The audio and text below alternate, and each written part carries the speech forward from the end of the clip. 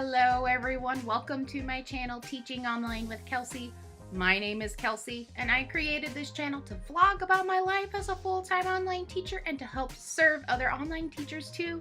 So please make sure it is not the last time that you see me by hitting that red subscription button and the bell down below to be notified of new videos every week, and to also give this video a thumbs up. It supports me and this channel. If you are an Outschool teacher, you may have heard in recent news that a new type of class has been released on the platform. So if you are not familiar with the Outschool platform, there have been 4 types of classes you could offer as a teacher. You could teach a one-time class, self-explanatory. You could teach a multi-day class where you meet for a certain amount of days and there is a start and end time. You could do an ongoing class, which is a class is almost like a subscription base, and you can end it at any time you want, and it doesn't rely on a previous lesson to keep going. And then there's a flex option, which is asynchronous lessons with pre-recorded lessons and interactive activities. So for this 5th new type of class, it's actually not labeled under the classes. It is known as groups, which, what is a group? It is actually an asynchronous forum that they have on Outschool. Think of it like an ongoing flex class. And thankfully, if you're an Outschool teacher, you don't have to rely too much on making pre-recorded lessons, although I'm sure it would be a nice addition to add some videos every now and then. But think of it like a Facebook group, right? There are people who come on and they ask questions and they share things that you can do and to try out. And obviously this is for education. So you as the teacher would be the moderator of the group and offering ways that other learners can interact with each other and ask questions with each other and be able to show off and talk about creations that they have done together. And of course, you as a moderator would have to make sure everyone is following the rules of the groups and all that fun stuff that a moderator would have to do. And so the best part for families that are curious about the Outschool groups is that usually it's based on a monthly subscription and not a weekly subscription like what a standard ongoing class would be. So for this video today, I'm going to show you where you can find the groups tab and how you can create a successful group in your classes, and also some tips to try to get your group approved the first time. So let's go ahead. So when you look on your dashboard for teaching, right, you got dashboard on the left. So we're gonna scroll all the way down where classes and then groups. So we're gonna click on groups. It's its own tab itself. It's separate from classes right now. So isn't that interesting? So what I'm going to show you here, I only have one group listed at the current moment. So I'm going to be sharing with you what I would put down in the description and some key things to try to remember what's important for the groups and what would be required to make sure that your group gets approved the first time. So I'm going to click on here and I'm going to click on the edit. So this would be similar to when you're first applying for a group. So they're going to ask for the title of the group, and then once you get to this page here for the group basics, right, they may have a suggestion on alternate ways to label your group. You'll come down. It's similar to a lot of the Outschool group basics requirements for classes. So a parent family summary and then a learner summary, which of course is optional, but I definitely recommend for any Outschool class, not just groups, that you try to fill out as much of those boxes for lesson planning as possible. So you have your summaries, your subject, all right? And then here's what's different than the other Outschool classes. So you still have your cover image, but they also, there's also going to be a banner in the group. So this is where I really wish Canva would sponsor me. Is there a way Canva can sponsor me? Okay, anyways, so the banner image, super easy to do when you have Canva, and you can resize on Canva to make sure that the banner meets the minimum and the maximum for the image to fit on there and to make it look nice on your page. So make sure that you create a banner along with your cover image for the group.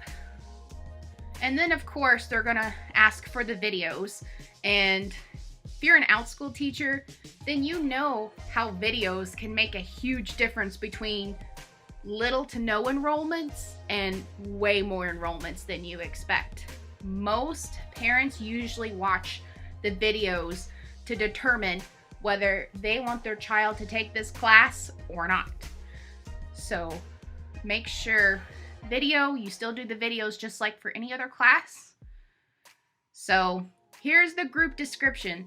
This is where like flex classes and ongoing and groups, this is where a lot of us stumble on, is just, you know, are we wording this right? Are we meeting the expectations of Outschool? So some key things to remember for your group description for the groups, as it says on here. You're obviously going to be explaining what your group is about and what the topics of your group is. So I said on here, for this group, we will be collaborating our Chrome Music Lab creations and song suggestion ideas together. And so you explain what the class is about, and then you're also going to make sure that you label what you're planning on doing monthly and what you plan on offering in terms of topics weekly. So it's super important that you offer at least one big project or something big that you're doing a month, and then each week that you as the moderator are going to be posting on certain topics on the forum. So I put on here, each month there are Songmaker task cards that learners are able to complete and share with others. So that's kind of like the big project that the people in this community are going to be able to do together. And then each week I will also highlight some other features of Chrome Music Lab for other learners to try out. And here's a key thing to remember, because I've used the term moderator a lot for the groups, because you as the teacher are the moderator. And so you have to make sure that when you fill out the group description that you say all posts will be moderated by myself. So mentioning you are the moderator in the group, because there has to be a moderator for the groups. It goes the same for Facebook groups if you think about it. The admins are the moderators of the group to make sure no one says anything inappropriate or no one's bullying or harassing other people of that community. So you are the person, you the teacher have to be the moderator to make sure no other learners are bullying other learners or saying inappropriate things or showing inappropriate things to other learners. Obviously, Outschool classes are designed to be a safe space for children, and we want that to be the same thing for the groups too. So you have to make sure that you say that you are the moderator of the group. And also with the moderation, you will show how you are going to be interacting with the kids in the group. So similar to a flex class, you have to describe a little bit about what your interactions are and that you are going to interact, and it's not just a suggestion for the learners. So make sure you say, I will encourage positive feedback, or I will engage in discussions when students ask questions, or I will join in on the projects with them. It's actually really fun if you're able to do the projects with the learners. That's an added bonus to that. And then I also just reassure in the description, this is a welcoming and opening space, and to just make sure we all stay on the topic of the class. And then I did put on the bottom some disciplinary things just in case things do get out of hand, and what the expectation is of the group. So that way the learner and the parents or the guardians understand the goals. In case you are not aware about Outschool groups, currently Outschool groups are only offered for learners ages 10 through 18. So there are currently not any group options younger than 10 years old, which I think makes a lot of sense just because the younger kids really love the interaction, the live interaction with the teachers. Whereas I feel like older children may not be really that interested in interacting with anybody. It's a possibility. But we also know with busy schedules, this is a great option for older learners to still be involved in interacting with people without the live interaction and still learning in some safe forum. So when you scroll down after the description, you can share learning goals. Again, try to fill out as many of these boxes as possible. And there's also going to be group participation guidelines, which they kind of already preset the rules there, which is great. I kept the majority of it. I did add some things that was sort of also in the description too, which is, you get a warning the first time if I have to message you and tell you, hey, this was inappropriate, please don't let that happen again. And then if it's the second time it happens, then I have to ask you to leave. So that's the only modification I put in my group.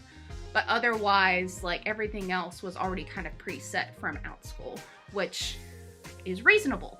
Of course, down below where it's going to have parental guidance, this is for the teachers that may be touching or talking about sensitive topics for your group. So if you are that type of teacher that is going to be going over some very mature topics, please make sure that you share that there. Like, even if it's just as small as like you're going to be handling scissors or sharp objects for a craft, that counts as parental guidance for making sure that their child knows how to use scissors safely.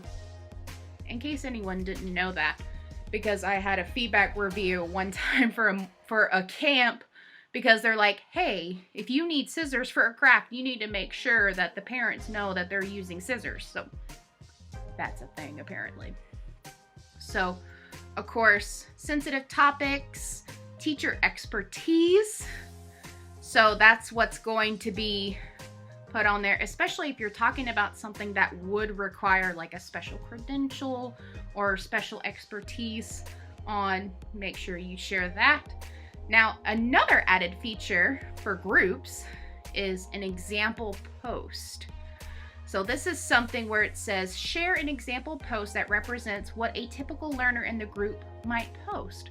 So this sort of gives a good idea on like what the families are expecting in terms of posts for the group. So what I've decided to do was to put up a video of one of my Chrome Music Lab works that families can watch, and then a post on here that says, hey everyone, I just wanted to share with you my Songmaker creation. Something that would be like, yes, if you created something on Chrome Music Lab, share it on the post. So try to make it interesting. So we're gonna go scroll down. So that's what it's gonna look like when you do that. The group format, ages 10 to 18. That's all we can do right now is groups are 10 through 18 years old. I've shared my thoughts on doing groups for younger children. Not sure if it's appropriate. If you have any thoughts on younger children doing the groups, will you let me know down below? I'm curious. I want to hear your thoughts if you feel like it's appropriate for younger kids to join in on the groups too, or if there's a certain age, or if you feel like 10 through 18 is appropriate. So, really curious. Display of language, English. So unless you are doing a language club, you know, that's where it might be different. But, you know, that's up to you depending on what kind of group you want to do. You're also, instead of a welcome post, you're going to do a welcome video. So as learners sign up for your group, the first thing they're going to get is this welcome video. And that's going to be the video of who you are, what we're going to be doing in the group, and sharing with them that you are excited that you have joined them. Simply put, for the video. So they get a welcome video. And then down below is the pricing. So Outschool's recommendation right now for groups is to start between $5 and $10 a month. So as I mentioned before, for these groups, families are charged per month instead of per week, like on ongoing groups or classes. So this is only for a month because it's more of a forum and not so much a structured class. So that's why they're recommending the pricing, because it would be more affordable for families to do, and the curriculum and the structure of groups are not so strict like it would be for a standard flex class or a multi-day class or an ongoing class where there's a lesson plan in place and actual projects to do per week. So it seems like there's a little bit more freedom in families to do the groups because it's just posting.